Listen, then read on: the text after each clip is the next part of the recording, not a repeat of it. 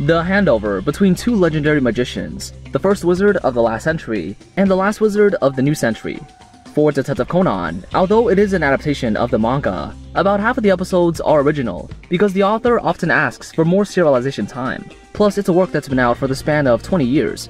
In its early stages, I was lucky to have witnessed a talented screenwriter such as Kodama Kenji, so much so that the excitement for those original movies would even overwhelm the main plot of the manga.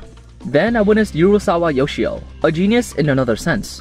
He and Yamatoya Akatsuki changed the tag of the whole work from mystery and suspense to romance and comedy. Even the author himself thought so. This made the quality of each episode uneven, and even the manga's plot began to decline after the Cure arc, along with the main plot of the Rum arc. So in this new series, I'll be reviewing Detective Conan's classic cases of the past, and see those surprises that the old Detective Conan had brought us. As the peak of the main storyline, I have already classified it into another series, and this time, I'll simply discuss those unit cases that have nothing to do with the main storyline.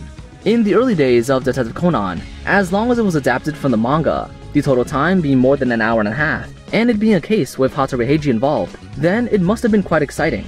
Combining the above keywords, the first case to appear in my mind was anime episode 174, The 20-Year-Old Murderous Intent, the Symphony Serial Murder Case. This episode is comparable to the dual mystery on a full moon night arc of the main storyline. There are two reasons for this profound influence. One is that this is the first case aired by the Detective Conan series in the year 2000, the last year of the 20th century, as well as the fact that episodes rarely reached 90 minutes. Meanwhile, its manga volume 23 was released on April 17, 1999, on the same day as the Kaitoukid-centric movie, The Last Wizard of the Century. Kaito's name never appeared throughout the entire episode, but it was also ubiquitous at the same time. The beginning of the case was accompanied by 4 gunshots that shattered the tranquility of the night sky, as a person fell from a cliff and into the sea. The murderer standing on the edge of the cliff was one of the 3 partners of that man. The 4 people were originally a gang of robbers. In their last operation, a certain person accidentally killed an innocent bank clerk and was intending to turn himself in, but was opposed by the other 3 people when it finally reached the result of silence through murder. The shooter took out a 10,000 yen bill from the 400 million yen they had stolen and threw it into the sea as a funeral gift of sorts with contempt. Back in the present, Conan and Ran, 2 students who traveled more than they went to school, found their latest goal in the news, an event quiz puzzle, asking about an important thing most Japanese during the Showa era would hold, and what that was. The first 10 people, excluding children, who answered the question correctly can be invited to take a free cruise to Ogasawara to see some dolphins. After Uncle Mori ruled out the immaterial answer of a samurai's spirit, Conan got it correct, which was paper money of the past. Compared with the Japanese grammar jokes and puzzles that Agasa brings up in the movies, this puzzle wasn't too bad. Even if they could answer it, it's difficult for most people to take out those old bills that have stopped printing more than 10 years ago, unless they were purposely collected. Or perhaps they're the robbers who didn't dare to use the 400 million yen due to the consecutive codes on the bills that could be tracked. The 3 people boarded the boat smoothly and got their room keys at the front desk. The receptionist told them that there were already 9 passengers on the boat, excluding Conan, and there was 1 more before they set sail. Congratulations to those who didn't get on the boat and just escaped a sea of trouble. Since we came to the scene of the crime, let's introduce the characters as usual. Inspector Samazaki, who before his retirement was a superintendent higher than Inspector Megure, and pretty much the boss of Mori's former boss. This time, he came on the tour to enjoy the sea, because today was a special day. Another passenger with a unique hairstyle came over between the 2 of them. His name was Kamada Teruyoshi. He took out a small wooden stick and gestured. Seeing that no one else knew, he left in embarrassment. Only Ran took a closer look at the little stick and thanked him happily. At the same time, another passenger named Kani Kurohisa took out a key, and the 2 smiled knowingly, going for drinks like long-lost friends. The last passenger, Ebina Minoru, carried a heavy suitcase onto the ship and was noticed by those sensitive people. Inspector Samazaki thought that he'd seen this man before and asked him a question, but was firmly denied. At this point, the stage with its actors, who are about to be stranded at sea, are in place, and Saint Symphony officially sets sail. After a quiet journey, it was already dusk. Facing such a beautiful scene, Ron walked to the bow and said the classic line from Titanic. I am the king of the world! At this time, the other 2 passengers were Kujirai Sadao and Isogai Nagisa. If you understand Japanese, you'd figure out that the names of the passengers on the ship, other than the protagonists, are named after various animals living in the sea. Among these people, however, it was only Ron and them that came on this tour looking forward to the dolphins. The sea is indeed very beautiful, but also very scary. Isugai Nagisa came here to honor the anniversary of her father's death, who was swallowed by his own sea. She wanted to thank the sponsor of this tour named Furukawa. Ron responded that she knew who that person was. She saw Furukawa's name on Kamada Terayoshi's stick, which was a stamp, deduced that he was the one who had planned the tour and had thanked them as a result. As night fell, 9 of the 11 passengers gathered for a sumptuous dinner in the restaurant. Kamada felt a little seasick and left first, while the remaining few were enthusiastically discussing the identities of the remaining 2 passengers who didn't come to the restaurant. The waiter replied that those 2 were a detective, with the other being an old man who called himself a marine biologist, and whose name was Kano Saizo. Everyone was shocked when he said this, because this man was the leader of the gang of robbers, organizer of the Shadows, Kano Saizo, who shot and killed a bank employee in the 400 million yen heist that he had planned 20 years ago.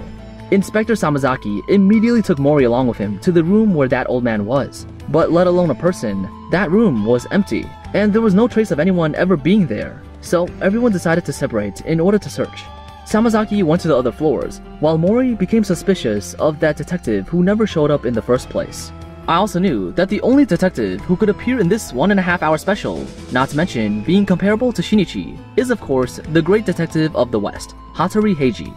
At the same time, Kamada, who left his seat just now because of seasickness, saw an envelope in the crack of the door to his room, smiled knowingly, and went to the maintenance room of the ship to meet someone. That mysterious shadow was sneakily loading bullets in the dark, and the sound of the machines drowned out the sound of a silencer pistol. Several oblivious detectives on the deck were exchanging their known information, allowing that dark shadow on Kano Saizo to slowly fade away. As early as more than 20 years ago, he was a famous criminal mastermind.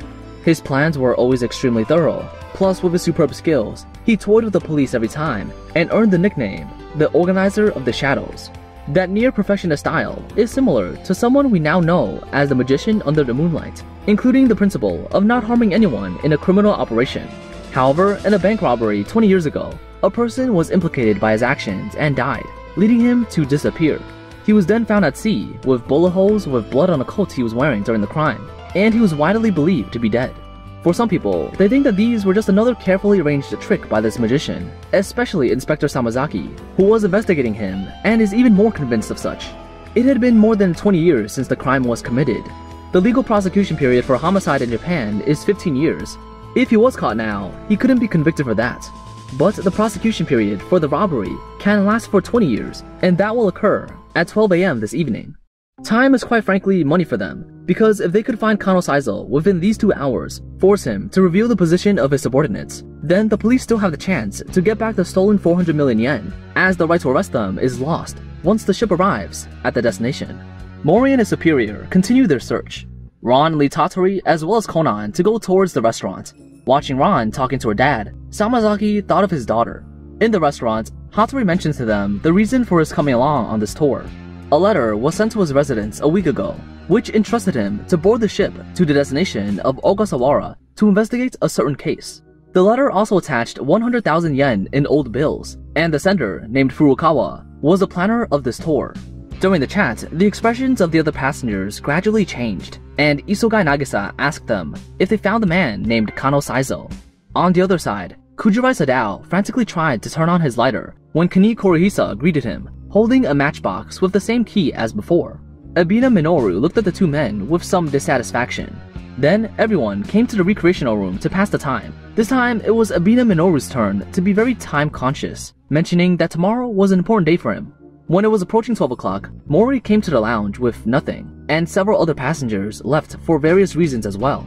After a while, the time came to 12 o'clock. The crime 20 years ago had expired, and there was no reason to arrest those criminals anymore. Inspector Samazaki, who realized this, came to the lounge in despair, and Kujirai Sadao, who went to the bathroom on the other side, returned to where everyone was. Seeing the tired look of his former boss, Mori handed him his own lighter and admired his efforts. The 2 started downing drinks, chatting about each other's past. In an instant, a gunshot broke the calm of the sea, while everyone rushed to the deck to see a burning flag, and a 10,000 yen bill was nailed to the back of a chair, with the words on it saying, "Showing my back against the clashing of the ocean waves, illuminated by the heroic light, my shadow shall be revived." The person who was most shocked to see this message was Kujirai Sadao, who kept repeating the words, "He was alive." he was alive, and then an explosion occurred in the rear deck of the ship. When the crowd arrived, the box where the emergency rescue ladder was placed was engulfed by flames. There was a human-shaped object in the burning box and lost its original appearance.